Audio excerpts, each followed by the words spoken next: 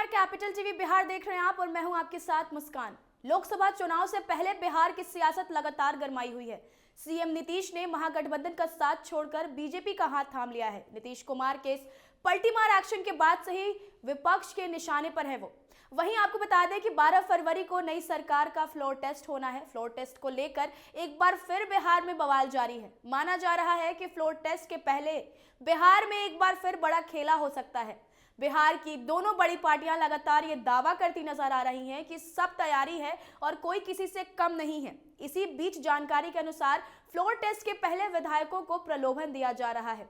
विधायकों को प्रलोभन देने की खबरों के बाद बयानों का सिलसिला शुरू हो गया है।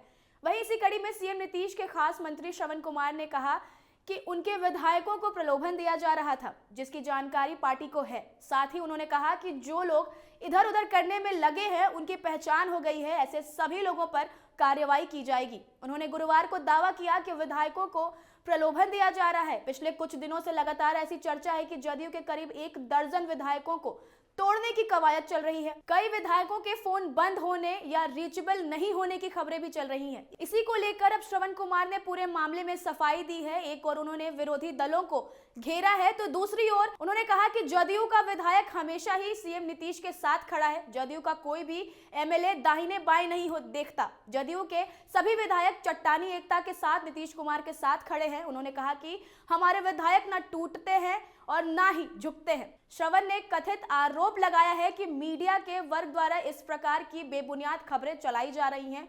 जदयू के विधायकों के टूटने की खबरों में कोई सच्चाई नहीं है। तोड़ना और खरीदना जदयू और बीजेपी की परंपरा है। ऐसे में खबर है कि जदयू के विधायकों को प्रलोभन दिया जा रहा है। इस बयान पर राजद ने तीखी प्रक्रिया देते हुए कहा है कि जदयू पर जनता कार्रवाई करेगी। जदयू वाले बंदर घुड़की ना दे, सबको पैजामे की लंबाई मालूम है।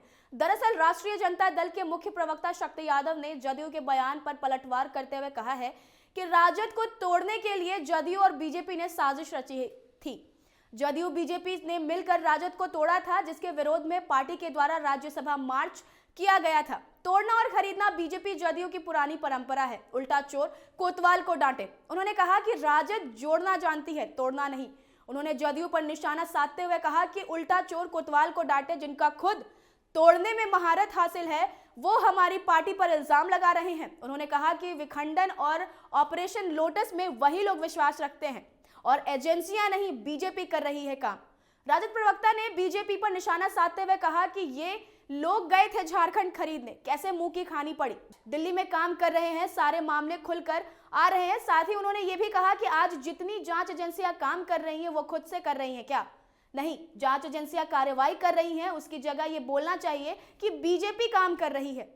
उनके कहने का मतलब यह है कि सारी चीजें बीजेपी अपनी ओर से करवा रही है। हालांकि श्रवण कुमार ने यह भी कहा है कि जदयू के विधायकों की 11 फरवरी को बैठक होने वाली है। इस पर उन्होंने कहा कि सभी विधायक उस दिन मौजूद रहेंगे। मंत्री विजय चौधरी के आवास पर 11 फरवरी को बैठक होगी। बैठक में सभी विधायक मौजूद रहेंगे। श्रवण ने कहा कि नीतीश कुमार के हर निर्णय के साथ पार्टी के नेता खड़े हैं। विधायकों को प्रलोभन देने वालों की पहचान की गई है और उनके खिलाफ कार्रवाई की जाएगी। इस खबर पर आपकी क्या राय है? कौन किसके विधायकों को प्रलोभन दे रहा है? आपको क्या लगता है? हमें कमेंट्स में बताइए। आगे की तमाम अपडेट्स के लिए देखते रहिए कैपिटल टीवी बिहार। धन्यवाद।